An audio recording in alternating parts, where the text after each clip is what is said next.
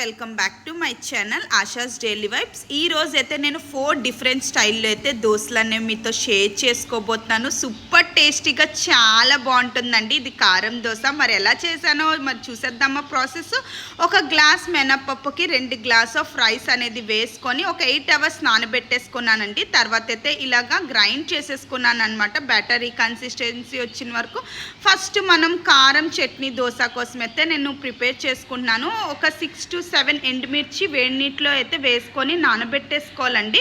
ఒక 10 మినిట్స్ నానిపోయిన తర్వాత మిక్సీ జార్లో అయితే వేసేసుకోండి. ఒక 2 వెల్లుల్లి, ఒక 2 ఆనియన్స్ కూడా వేసుకొని అయితే కొంచెం జీలకర్ర వేసుకోండి. మీకు ఒకవేళ చింతపండు కావాలి అనుకుంటే కొంచెం వేసుకొని అయితే గ్రైండ్ చేసుకోండి. నేనైతే వేయట్లేదన్నమాట.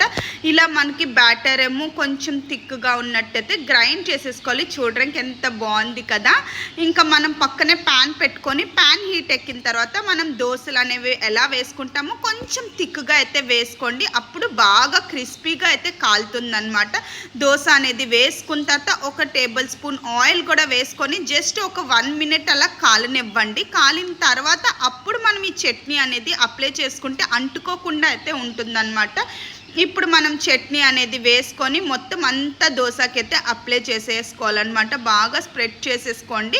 స్ప్రెడ్ చేసుకున్న తర్వాత ఒక tablespoon to 2 table spoon అయితే మీ దగ్గర ఒకవేళ బటర్ ఉంటే బటర్ కానీ ఘీ కానీ యూస్ చేయండి.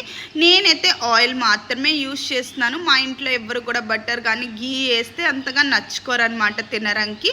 జస్ట్ ఒక 2 to 5 మినిట్స్ అయితే బాగా కాలనివ్వండి. మనకి తెలిసిపోతుంది కింద వైపు బాగా కాలింది అంటే ఫోల్డ్ చేసుకోండి.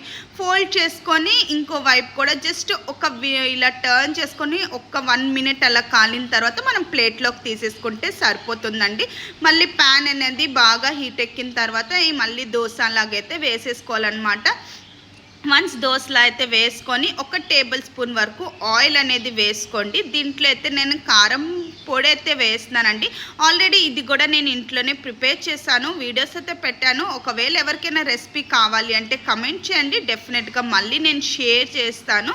కారం పొడి అయితే వేసుకొని దీంట్లో కానీ ఘీ కానీ బటర్ కానీ ఎక్కువ అయితే వేసుకోవాలండి. ఒక tablespoon to 2 tablespoon వరకుని ఎక్కువ వేసుకోండి.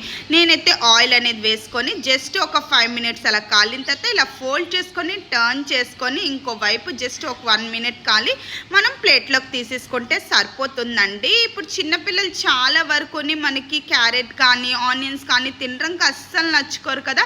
అలాంటి వాళ్ళకి ఈ రెసిపీ చాలా బాగుంటుందండి. మనం దోశల్లో అయితే వేసేసుకొని ఒక టేబుల్ స్పూన్ వరకు ఆయిల్ అనేది వేసుకోండి. వేసుకున్న తర్వాత దీనిపైన ఒక 1 మినిట్ అలా కాలిన తర్వాత మనం దీనిపైన క్యారెట్ తురుము ఆనియన్స్ వేసుకొని జస్ట్ ఒక 2 to 5 మినిట్స్ అయితే బాగా కాలనివ్వండి. ఇంకో అంటే కింద పార్ట్ అంతా కూడా బాగా క్రిస్పీగా అయిన తర్వాత మనం ఫోల్డ్ చేసుకొని ప్లేట్లోకి తీసుకుంటే చాలా బాగుంటుంది. చిన్నపిల్లలు అయితే చాలా ఇష్టంగా తింటారండి. మా పాప అయితే చాలా ఇష్టంగా తింటుంది. ప్లేట్లోకి తీసుకున్న తర్వాత ఇంకొక దోశ కూడా వేసేసుకోవాలన్నమాట. ఇది కూడా చిన్నపిల్లల కోసమే, వాళ్ళైతే చాలా ఇష్టంగా తింటారు. ఇంకా మనం దోశలా అయితే వేసుకొని జస్ట్ ఒక 2 మినిట్స్ అలా ఒక వైపు కాలిన తర్వాత మనం ఒక టేబుల్ స్పూన్ ఆయిల్ అనేది వేసేసుకోవాలండి. టర్న్ చేసుకొని ఇంకో వైపు కూడా ఒక 1 మినిట్ అలాగైతే కాలనివ్వండి. 1 మినిట్ కాలిన తర్వాత టర్న్ చేసుకొని ఒక 1/2 టేబుల్ స్పూన్ వరకు షుగర్ వేసుకోండి. మీకు షుగర్ వద్దు అనుకుంటే బెల్లం పొడి కూడా వేసుకొని జస్ట్ ఒక 1 మినిట్లోనే మనం తీసేయాలన్నమాట, లేకపోతే వాటరీగా అయిపోతుంది. ఇప్పుడు ప్లేట్లోకి అయితే తీసేసుకోండి. ఇది కూడా చాలా బాగుంటుందండి. చూసారా, ఫస్ట్ అయితే కారం దోశ చేశాను కదా, సూపర్ టేస్టీగా అయితే ఉంటుందండి. ఒకే ఒక బ్యాటర్తో మనం ఇలా 4 డిఫరెంట్ స్టైల్లో అయితే చేసుకోవచ్చు. చిన్నపిల్లలు కానీ పెద్దవాళ్ళు కానీ చాలా ఇష్టంగా తింటారు. మా పాపైతే క్యారెట్ దోశ కానీ ఇంకా షుగర్ దోశ కానీ చాలా ఇష్టంగా తింటుంది. మీరు కూడా తప్పకుండా ఒకసారి ఇలా ట్రై చేయండి. ఇలాంటి మంచి మంచి రెసిపీస్ కోసం అయితే నా ఛానల్ని అయితే లైక్ చేసుకోండి, అలానే నా ఛానల్ని అయితే సబ్స్క్రైబ్ చేసుకోండి. Bye bye.